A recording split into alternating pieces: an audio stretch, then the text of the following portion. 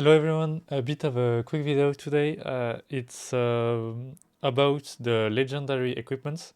So I know it won't maybe talk to all of you, but I know some people already requested me what first legendary they should craft and everything.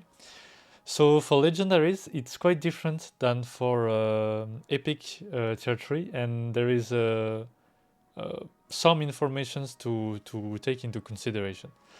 The first information is that not every equipment is gonna be better in legendary than in epic. For example, the gloves and the helmet are gonna be better in epic, meaning that you will always keep your epic helmet for now. And so for the gloves, you will keep your epic gloves, but you can use legendary gloves for tanks because epic gloves has a big crit damage boost substat that doesn't have the legendary. But for tanks, it's not a big issue. So for tanks, you can use those, and you can even use those for supports if you want, for healers. But other than that, you will keep using the epic gloves. And then for the items that are actually interesting to craft, I will first suggest to craft the boots. Because the boots give defense as a main stat. And the main stat is the thing that's gonna be really improved by legendary. But the substats of the boots are not extremely important for epics already, and so you don't lose a ton even if you transcended your boots. It's very similar substat, and so you will gain a ton of defense on the legendary boots, and it will be a huge upgrade for this. So I will suggest to go for boots first, and for the faction, it's gonna really depend on your units. I cannot really choose for you.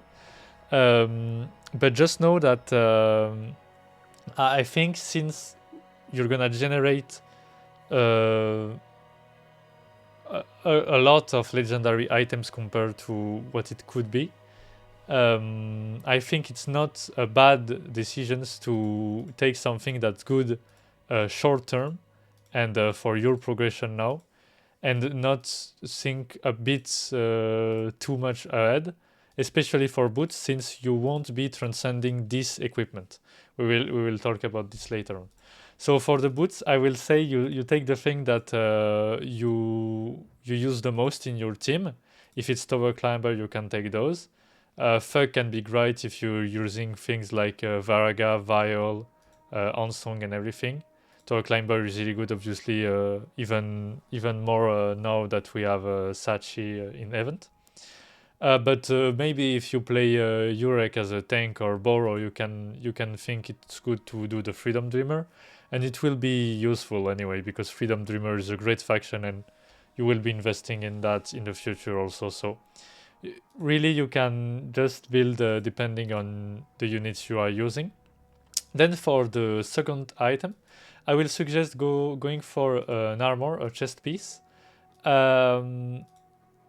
Once again, specific to the faction, but a thing to keep in mind this time is that if you have a lot of transcendence or on your epic gear, maybe on transcendence 0 equipment, the legendary is not gonna be a lot better, and so you will only equip it on the faction that has the defense buff. So for example, if you craft the tower climber one, you will only equip your tower climber with the legendary. But if you achieve to transcend it T1 or T2, it's gonna be better for everyone. So that's because the chest is already an important piece for epic, and so you might have transcended it a lot already. So I will say the same thing for the factions, with the little specification that you have those two that gives magic damage resist, and those two that give physical damage resist. And as for the tier before, magical is overall better. So it's maybe a better idea to take Thug or Tower Climber for now, even though you will probably invest on the other armors later on. And about people that maybe hesitate about investing too much resources on Legendary now, just think that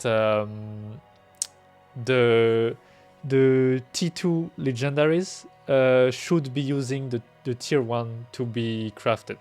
That's why how it worked on the Korean version, and so you're not wasting resources upgrading those, because for the Korean version you needed a Transcendent 6 tier 1 legendary piece to craft the tier 2. It was basically an upgrade, and so you needed to invest resources in it. Then for weapons, it's quite a more difficult topic, because once again, if you transcended your epic weapons, the weapon is gonna have a ton of substats. Because it gave a specific faction substats, and if you got it Transcendence 4 or 5, it gives insane bonus, and so the legendary one is gonna struggle competing with it. The thing I'm gonna talk about for weapons is especially refines, because for refining you have something that is very important, and it's that so refining, I talked a bit about this in the progression video. It's the thing where you can reroll a substat on your weapon and on all your equipment.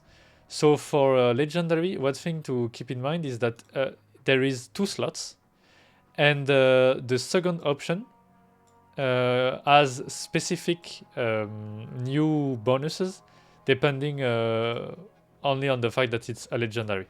And so for armors, you're gonna have interesting stuff like skill cooldown time decrease and Shinsu skill cooldown time decrease that are very good. But for weapons, you have one that is very important, and it's this one that's gonna make your character start with half or more of the ultimate, the Shinsu skill cooldown charged, and so it's gonna make him do this skill much faster, and he can also go into TR much faster like this. And it's extremely important for certain characters, like for example Ura that got released not long ago. And so for legendary weapons, it's very important to go for this one. It's only available for legendaries. Like for epic, you couldn't get this. And so that's why for weapons, even though they will have less of you can compare it there, you can see that for the attack it's quite better, but for the damage boost, even if it was a tower climber one, because let's imagine that for BAM it's a tower climber, I will still lose a ton of damage because it's Transcendent 4. And so for pure damage, it's not a lot better, especially if you only got it T0. But for the refining, it's very good. And also maybe you didn't craft some weapons, like maybe you didn't craft an epic physical weapons maybe, and so in that case you can use it for this. For example, for this weapon, it gives me Freedom Dreamer damage boost, and I had some units that was not Wave Controller or Fisherman, and I had the Fisherman weapon and the Wave Controller weapon. And so for my other units that were like Scout or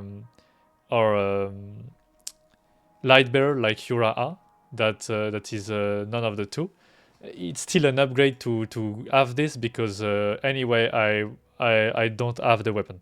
So that thing that you can keep in mind for a legendary weapon, but the main thing is really this refine. And also, if you try to reroll for this refine, one thing that is very important is that if you get it in blue rarity, it will be 30%, and if you get it in yellow rarity, in legendary, it's gonna be 90%. You have to be careful, because 90% is not really better, because if you want to accelerate TR, if you want to accelerate ignition, if you roll 90%, your characters won't have the time to generate enough ignition gauge for you to go into TR. And so it's not gonna work.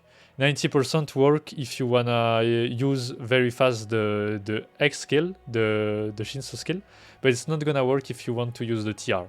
And so that's something that is really important because, for example, you are using this weapon for Albelda later on because her TR is absolutely broken.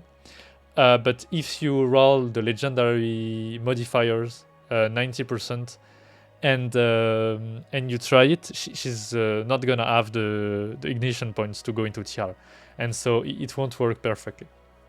It won't be a bad modifiers by any mean because on some characters it's very useful. Like for Yura, it's useful to instantly X no matter what. You don't care about you don't care much about TR, honestly, less than with other characters. But for certain characters it's very bad and you want the TR, and so for this reason the 60% one is really good and I will suggest to get this one. But be careful because since it's faction specific, like you need Freedom Dreamer on it, it's very hard to get. You have to be very lucky to get this. And so be careful if you roll for this, realize that it can cost you a lot. But that thing covers for me the legendary weapons. And as always, it really depends on your characters and which one you're gonna focus. And there is no clear answers. If you want to invest for the future, this one you have weapons like this one that are later on the white weapon, because he will be using this one. It's physical thug, but once again it's maybe it's coming in a lot of time. But if you don't have anyone to craft for right now, it can be an idea. Just take into account that it costs a lot of gold, so maybe you want to save this gold because it's around 17 million gold, so it's quite expensive. So I think that covers it. I don't want to talk too much about this. It was just a quick talk about which one you should focus. So quick recap for equipments: start with boots, anything depending on your characters, and then you do armors. And for the other two, you keep the epic ones, or you can craft some gloves for tanks and supports. But the helmet you're gonna keep. The helmet is really good, the epic ones. So that's all for this video. Hope you will enjoy the game, and see you next time.